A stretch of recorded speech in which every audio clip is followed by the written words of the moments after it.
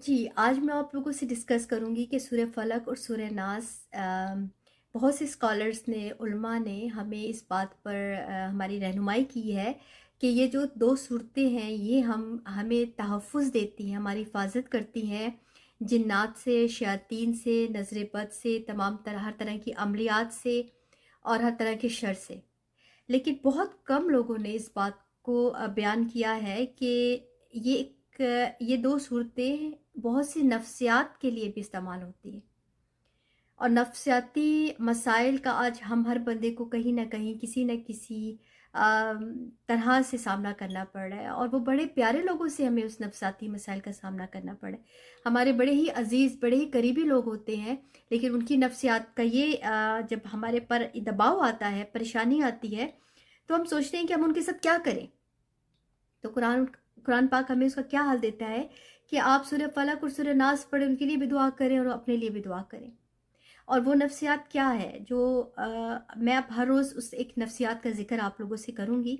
तो आज इस नफ्सियात का मैं पहली नफ्सियात का मैं ज़िक्र करने वाली हूँ, वो ये है कि जब आपसे जाने-अनजाने में आप किसी बंदे की इस्लाह करते हो और ये चाहते हो कि उसकी रहनुमाई हो जाए, तो वो इस बात को पर्सनल लेके नेगेटिव ले लेता है कि ये मेरे पर क्रिटिसाइज़ है या टॉन्ट किया गया है। तो उस नफ्सियात का फिर वो क्या करते हैं कि आपको गिल्ट में डाल देते हैं कि आपने ये बात क्यों की।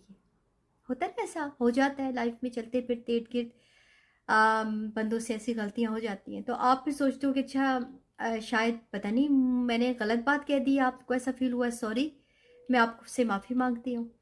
जब वो देखते हैं कि आपने माफ़ी मांग ली है, आपने इसको एडमिट कर लिया है कि शायद आपको बुरा लगा है इसलिए मैं माफ़ी मांग रही हूँ, बात तो मेरी गलत नहीं है लेकिन आपको बुरा लगा है, मैं माफ़ी मांगती हूँ, तो वो क्या करते हैं, आपको ना माफ़ करके आपको अजियत में डालते हैं।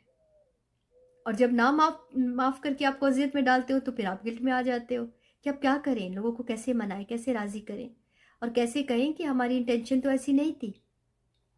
उस सेंस में अगर आप सूरह फ़लक और सूरह नास पढ़ते हैं और अपनी नफ्सियात और उनकी नफ्सियात के लिए दुआ करते हैं, तो यकीन करें ये अल्लाह ताला का वो तोहफ़ा है, वो गिफ्ट है जो आपको इन तमाम गिल्ट से निकालता है। और आप इतने खुश हो जाते हो इन 2 सूरतों के बाद कि अल्लाह पाक, आपको पता था कि ये प्रॉब्लम मेरे साथ आना है। आपको पता था कि ऐसे लोगों का सामना भी हमने ज़िंदगी में करना है। तो आपका बहुत शुक्रिया अल्लाह पाक, अल्हम्दुलिल्लाह कि आपने ये 2 सूरतें हमें दी। मैं इसे पढ़ती हूँ और ऐसे लोगों से पनाह माँगती हूँ और मेरी कोशिश ये होती है कि मैं अब ये सूरतें आप लोगों को भी बताऊँ कि देखें, आप इन्हें पढ़ें, अल्लाह से दुआ माँगें और कोशिश करें कुरान को समझने की, उस पे अमल करने की और आगे पहुँचाने की। जज़ाकल्लाह। अस्सलामु अलैकुम रहमतुल्लाहि व बरकातहू।